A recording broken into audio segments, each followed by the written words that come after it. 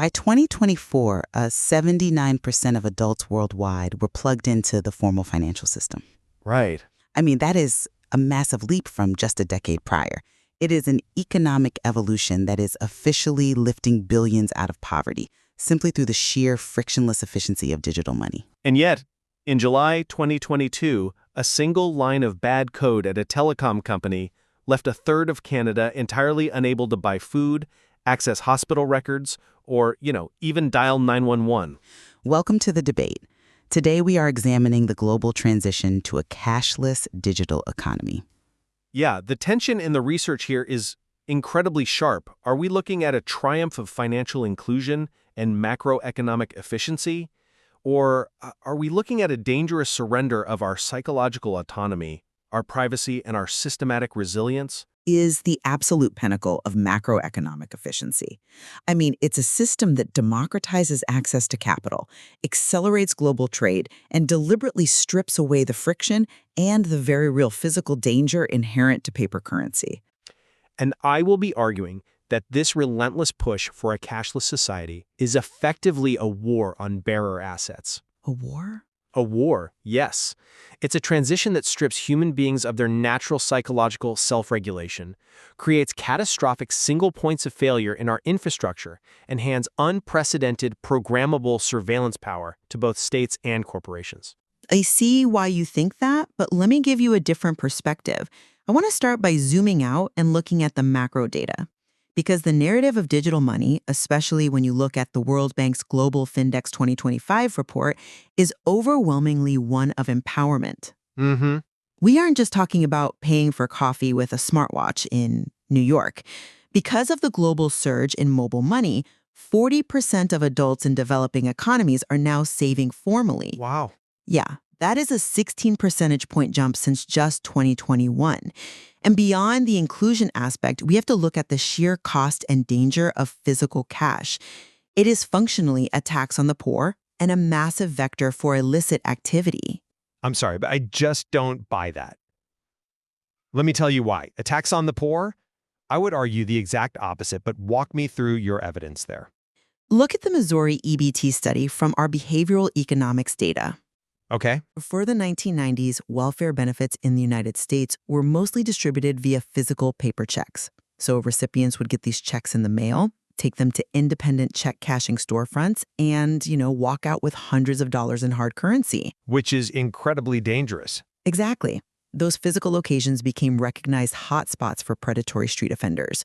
Criminals literally knew what days the checks arrived. Right. But when a federal mandate transitioned those check-based payments to digital EBT debit cards, it instantly made that money invisible. It drastically reduced the volume of physical cash on the street, and the direct result was a massive, measurable drop in predatory street crime. Physical cash creates friction and physical danger. Digital ledgers remove it. I hear that, but you are equating convenience and safety with unalloyed progress, and I think that convenience is blinding us to a profound level of psychological manipulation. How so? Well, you bring up behavioral economics, so let's look at the actual human brain interacting with this technology. There is a massive meta-analysis of 71 studies on what researchers call the cashless effect. The cashless effect, right? Yeah, we are talking about over 11,000 participants across 17 countries, and the data is unequivocal. Consumers spend significantly more money when they use non-cash methods. Right, but is that inherently a bad thing or just a byproduct of a smoother user experience? It is a fundamentally engineered behavioral shift, and there is a neurological mechanism behind it. In neuroeconomics, there's a concept called the pain of paying. Sounds intense. It actually is. When you physically hand over a $20 bill, functional MRI scans show that it activates the insula and the anterior cingulate cortex. Okay. For context, those are the exact same regions of the brain that process physical pain, like if you touched a hot stove. Physical cash acts as a natural cognitive brake on your spending because your brain registers the loss of a physical object. So the friction is the feature, not a bug? Exactly. But digital interfaces are deliberately engineered to bypass that neural defense system. By removing the physical transfer of paper, Digital wallets induce a state of hyperbolic discounting? Let's define that for a second. Hyperbolic discounting is essentially a cognitive blind spot, right? Yes. It means you get the immediate dopamine hit of the purchase. The coffee, the shoes, the online order. But because no physical object left your hand, your brain pushes the cost of that transaction into the abstract future. Right. You don't feel it in the moment. Exactly. The financial loss isn't cognitively felt until you check your account balance 3 weeks later. We are outsourcing our financial discipline to an interface designed to make us empty our accounts. But if we look closely at how people actually use these platforms, it's not like they're mindless zombies falling into debt traps. Well, the meta-analysis you just cited specifically notes that the cashless effect weakens over time. As people adapt to digital payments, the novelty wears off. They develop what researchers call adaptive agency. Okay, but how does that look in practice? They realize they are overspending, so they turn off autopay. They set up push notifications for every transaction, so their phone buzzes when money leaves their account. They artificially recreate that cognitive awareness. Setting up a push notification to recreate the feeling of spending money is just a band-aid on a systemic wound, though. It doesn't change the fact that the architecture of the money itself has fundamentally changed. Let's look at the qualitative study on young Indian adults using the UPI network, the Unified Payments Interface. Oh, the massive mobile payment system in India. Yes, the researchers there found that digital payments create a perceptual gamification of monetary value. Think about the user interface. You swipe to pay, and you get these incredibly smooth animations, maybe an instant digital scratch card that reveals a cashback reward, followed by a pleasant audio confirmation. It feels good. I mean, it's a seamless user experience. But it feels closer to playing a mobile game than suffering a loss of purchasing power. The study coined a brilliant term for this: spendception. Spendception. Yeah, where transactions feel like a simulation. And it creates this insidious boredom impulse loop. Users actually report scrolling through food delivery and online shopping apps simply as an emotional coping mechanism for stress. Wow. Why? Because the threshold to execute a purchase has been reduced to absolute zero. Wait, look at the data, though. Clinging to physical cash just to slow down your spending is like intentionally putting flat tires on your car so you don't get a speeding ticket. That's a bit of a stretch. Is it? It's an entirely artificial limitation. The perception of friction is exactly what we are trying to solve on a macroeconomic scale, because physical cash imposes massive, hidden time sinks that drag down an entire economy. Hidden time sinks? Yes. The Deutsche Bundesbank commissioned a highly detailed study on the mechanics of point-of-sale transactions. And sure, if you only look at the register, pulling a bill out of a wallet takes 18.7 seconds compared to a card's 20.1 seconds. Right, so cash is faster at the register. At the register, maybe, but that completely ignores the maintenance cost of a cash-based life. The study found that cash users spend an average of 5.3 hours a year just managing ATMs, dealing with coin denominations, waiting for cashiers to count change, and doing manual reconciliation. 5.3 hours. 5.3 hours. That is billions of hours of lost human productivity globally just to maintain a cognitive break that digital literacy and budgeting apps can easily replace. But you are assuming that digital infrastructure is always going to be there to run those budgeting apps. Well, sure. Building a cashless society is like removing the physical steering column from a car and replacing it entirely with software. It is an incredibly smooth drive right up until the computer crashes at 70 miles an hour. Look, outages happen, but If digital money relies entirely on the premise of seamless, always-on technology, what happens when it inevitably breaks? We aren't just talking about a teenager overspending on food delivery anymore. We are talking about macro infrastructure failures.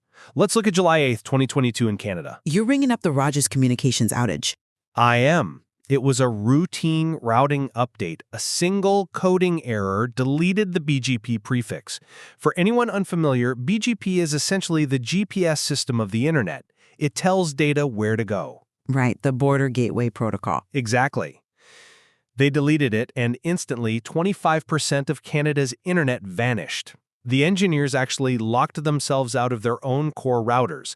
But the ripple effect on the economy was terrifying because Rogers serves as the digital backbone for Interact, which is Canada's primary debit system.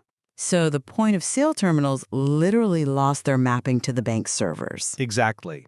In an instant, the country's primary method of non-cash payment went offline. Retailers had to turn away customers who had no cash. The Canada Border Services Agency had to switch to paper processing, creating massive backlogs. Hospitals couldn't page their on-call staff. It was a serious event, no doubt. And tragically, we saw the human cost of optimizing for efficiency over resilience. A man named Greg Eby was in a parking lot when his sister suffered a fatal aneurysm. Because the mobile network had failed, he couldn't connect to 911.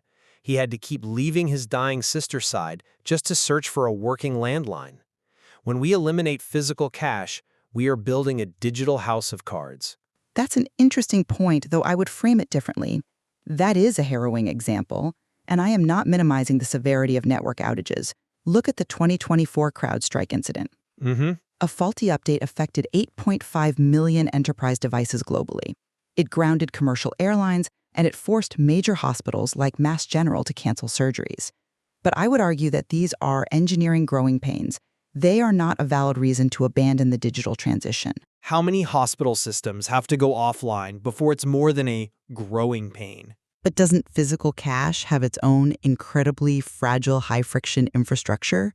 We act like cash just magically appears in our wallets. Well, no, but it doesn't require an active internet connection to work. True, but we rely on massive fleets of armored trucks, physical vaults, armed guards, and physical proximity to banks.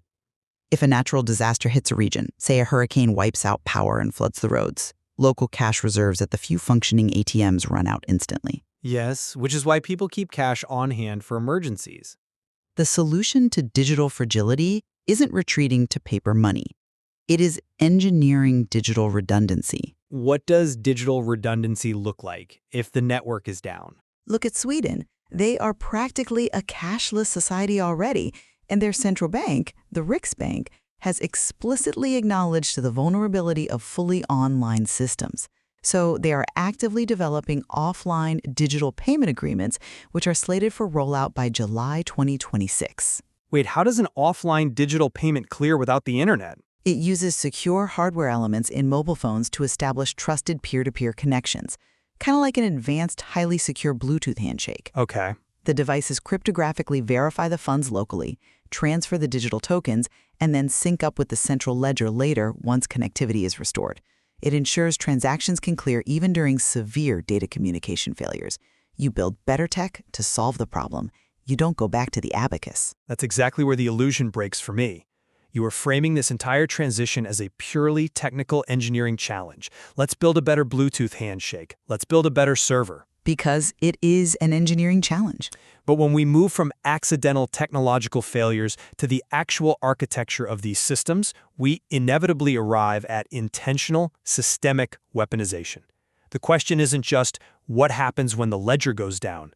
The much more dangerous question is who controls the ledger? You're talking about the shift from bearer assets to state ledgers? Yes. The true war on cash. Historically, physical cash is a bearer asset. It is anonymous, it is peer-to-peer, and it requires no third-party intermediary to establish its value. If I hand you a $20 bill, the transaction is complete and no one else knows it happened. True. When you digitize that, you legally and functionally strip away financial privacy. In the United States, this is codified by the Third-Party Doctrine, which stems from a 1976 Supreme Court case, U.S. v. Miller. Right, the ruling that basically states that if you voluntarily hand your data to a third party, you waive your right to privacy. Exactly. If you give your financial data to a commercial bank to facilitate a digital transaction, you have no reasonable expectation of privacy under the Fourth Amendment. The government doesn't need a warrant to see it, they just need a subpoena. Now, take that lack of privacy, remove commercial banks from the equation entirely, and hand that power to a central bank digital currency, or a CBDC. Which over 100 countries are currently exploring or piloting. And China's e-CNY is the prime example of where this leads. By late 2025, the e-CNY was processing 16.7 trillion renminbi. That is about 2.3 trillion US dollars. And the People's Bank of China operates it under a framework they call controlled anonymity. Which is a complete oxymoron. Central bank officials there have openly stated that CBDCs cannot be completely anonymous because they need to monitor for money laundering and capital flight. But the surveillance isn't even the scariest part. The real threat of a CBDC is programmability. Meaning the money itself is essentially software code that can be given instructions? Right. With physical cash, a dollar is a dollar. With a CBDC, the state has preemptive control. They can code the money to literally block the purchase of specific goods. Maybe you've hit your carbon quota for the month, so your money no longer works at the gas pump or for train tickets. That's a theoretical extreme. Interest rate directly to your digital wallet, meaning your money slowly evaporates if you don't spend it by Friday. And finally, they have punitive control. They can integrate the currency directly with a social credit system. I think it's easy to look at authoritarian regimes and assume that is the inevitable endgame of the technology. But we don't have to look at authoritarian regimes. Look at Canada again. During the 2022 trucker protests, the Canadian government invoked the Emergencies Act to freeze 219 bank accounts, locking up $3.8 million of protester funds. Right. And they did it with zero due process. No court orders, no trials. They just called the banks and turned off those people's ability to participate in society. When you willingly surrender physical cash, you hand governments and corporate monopolies the ultimate kill switch for your financial existence. I'm not convinced by that line of reasoning because you are looking at CBDCs solely as instruments of oppression rather than vital tools for monetary sovereignty and global equity. Equity? Yes, the e-CNY wasn't just built for surveillance. It was built to prevent the total monopolization of the Chinese financial system by private corporate duopolies like WeChat Pay and Alipay, which controlled something like 90% of mobile payments. A sovereign digital currency stabilizes the economy by ensuring public money remains relevant in a digital age, rather than ceding the entire financial system to tech companies. I failed to see how trading a corporate monopoly for a state monopoly that can program your money to expire is a win for the average citizen. Because on a macro and geopolitical scale, the efficiency gains are staggering. Look at Project mBridge. This is a cross-border CBDC platform involving multiple central banks, and it recently processed $55.49 billion in cross-border settlements. Walk me through why that matters. How is it different from how countries move money now? Well, right now, we rely on the traditional correspondent banking system, the SWIFT network. Right. If a business in Thailand wants to pay a supplier in the UAE, that money has to hop through multiple intermediary banks, often in entirely different time zones. It takes days, it's prone to errors, and it racks up massive fees at every stop. Okay, and mBridge? Project mBridge creates a shared digital ledger. The central banks settle the transaction instantly, peer-to-peer, on a sovereign level. It completely bypasses the delays and political bottlenecks of the legacy system, vastly increasing global trade efficiency. Efficiency at the cost of transactional sovereignty, though. You were still centralizing the power. But aren't you heavily romanticizing the concept of transactional sovereignty? You speak of the freedom of cash, but freedom for whom? Let's go back to the global Findex data. Okay. 1.3 billion adults globally are still totally unbanked. 650 million of them are concentrated in just 8 countries. And who are they? 55% of the global unbanked are women, and 52% are from the poorest 40% of households. Yes, that's true. Why are they unbanked? Because physical, traditional banking imposes account fees they cannot possibly afford. It requires formal paper identification that they don't have, and it demands physical proximity to brick-and-mortar bank branches that simply do not exist in their rural villages. And your argument is that digital money bypasses those physical barriers. Entirely. Cash is what keeps them locked out of the global economy. Operating entirely in paper money prevents them from establishing a credit history, accessing microinsurance for their crops, or securing their savings from local theft. I see. Digital ledgers, powered by basic mobile phones, which roughly 900 million of those unbanked people already own, are the absolute only way to scale financial inclusion to the most marginalized populations on Earth. I mean, it's a profoundly paradoxical kind of inclusion. You are telling the most vulnerable populations on Earth that the price of entry into the modern economy is handing over every data point of their lives to a centralized system, a system that, as we established, can be switched off or programmed at a moment's notice. It gives them a foothold to build wealth, though. But look at the reality of how that technology is adopted. The World Bank data also clearly shows that across regions like South Asia and Sub-Saharan Africa, a massive percentage of these marginalized populations severely lack the digital literacy required to navigate these complex digital wallets securely. That's an implementation issue, not a flaw with the core concept. So what happens? They become totally reliant on third-party agents or family members to execute their transactions, which blows the door wide open for financial abuse, fraud, and exploitation. You are removing the physical danger of cash only to expose them to the invisible danger of digital exploitation that they cannot even see happening. But we can design policy and educational frameworks to bridge that literacy gap.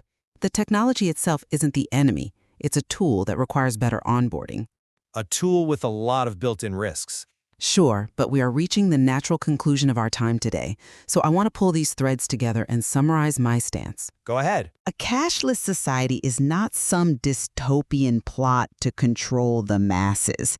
It is the inevitable, mathematical, and necessary evolution of human commerce.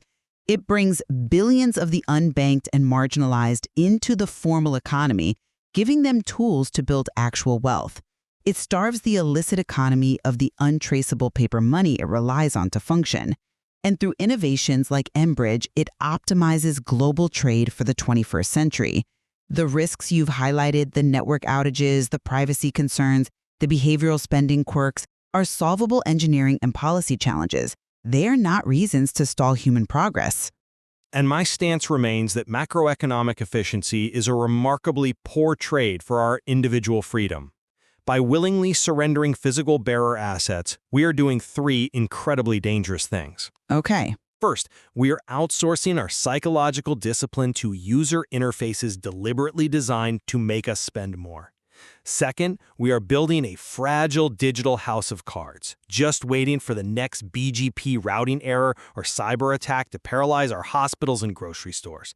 And third, most dangerously, we are handing governments and corporate monopolies the ultimate programmable kill switch for our financial existence.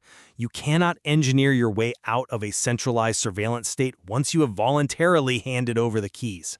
We are looking at a profound, ongoing tension here between digital efficiency on a global scale and analog resilience on an individual scale.